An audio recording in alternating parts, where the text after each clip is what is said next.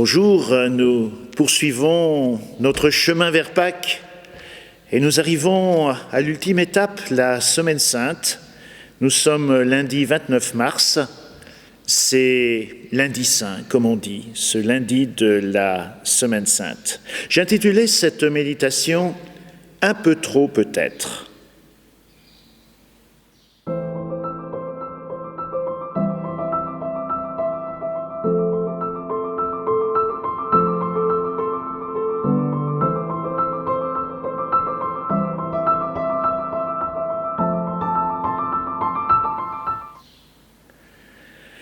De l'évangile de Jésus-Christ selon saint Jean.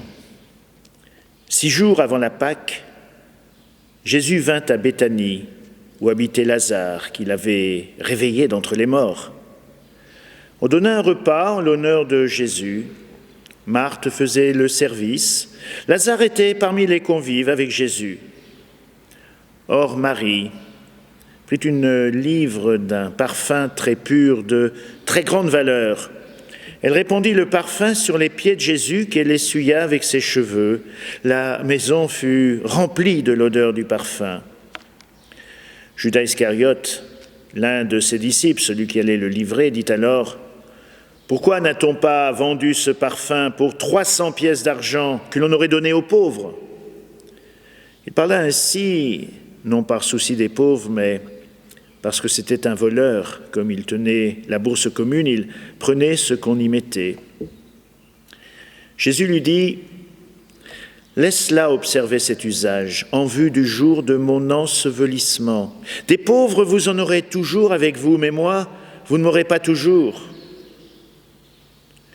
Or, une grande foule de Juifs apprit que Jésus était là. Ils arrivèrent non seulement à cause de Jésus, mais aussi pour voir ce Lazare qu'il avait réveillé d'entre les morts. Les grands prêtres décidèrent alors de tuer aussi Lazare, parce que beaucoup de Juifs, à cause de lui, s'en allaient et croyaient en Jésus. Pourquoi n'a-t-on pas vendu ce parfum pour 300 pièces d'argent ? Combien de fois nos jugements rapides, simplistes, ont-ils condamnés, blessés, abîmés de façon abrupte ? Combien de fois avons-nous enfermé nos semblables dans la prison de nos préjugés, de nos jugements tout faits ? Combien de fois aussi avons-nous souffert du jugement des autres ? Combien de fois avons-nous expérimenté cette peur terrible de mal faire qui paralyse depuis notre enfance ? Cette femme nommée elle aussi Marie, ah, c'est vrai, la sollicitude envahissante. Et ça semble presque déplacé. Peut-être que cela révèle un manque d'éducation, ou tout de moins un manque de maîtrise, de sensibilité débordante. Trop, c'est trop. Et les gestes barrières, et la distanciation, et les convenances plus simplement, ces longs cheveux qui servent de serviette et maintenant cette odeur lourde d'un parfum hors de prix. Trop peut-être, ou sûrement. Déplacé, son attitude choque, mais Jésus surprend une fois de plus chacun par son audace. Il ne condamne pas, lui, il aime, il relève, il regarde le meilleur, car la rencontre avec le vivant n'est pas d'abord un devoir ennuyeux.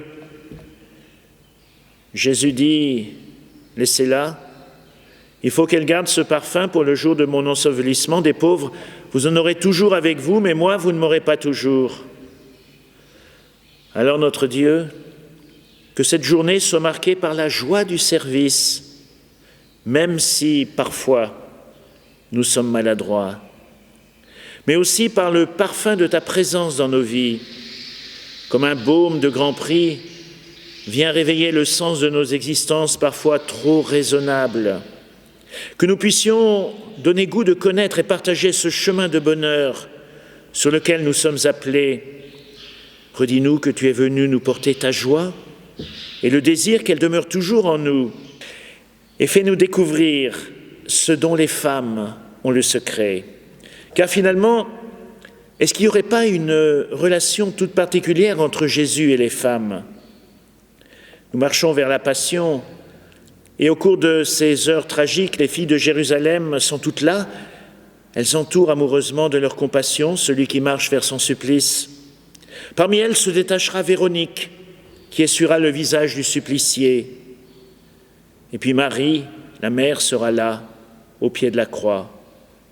Plus tard, Marie-Madeleine bravera les ténèbres du petit matin, les postes de garde, pour aller au tombeau, sans trop savoir ce qu'elle va trouver. L'Évangile nous signale même l'intuition de la femme de Pilate, non juive, qui essaye d'infléchir son mari.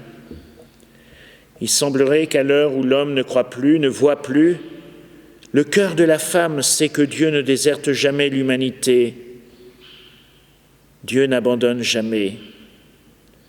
Ainsi sont-elles pleines de courage, ces femmes, d'audace, elles se lèvent. Dans la grande tradition d'Israël, comme le chantait Déborah, la prophétesse de jadis, les chefs étaient sans force en Israël, sans force, quand je me suis levée, moi, Déborah, quand je me suis levée comme une mère en Israël. Accompagnons le Seigneur, pas à pas cette semaine, sur le chemin de sa passion, de cet immense amour dont il témoigne pour nous.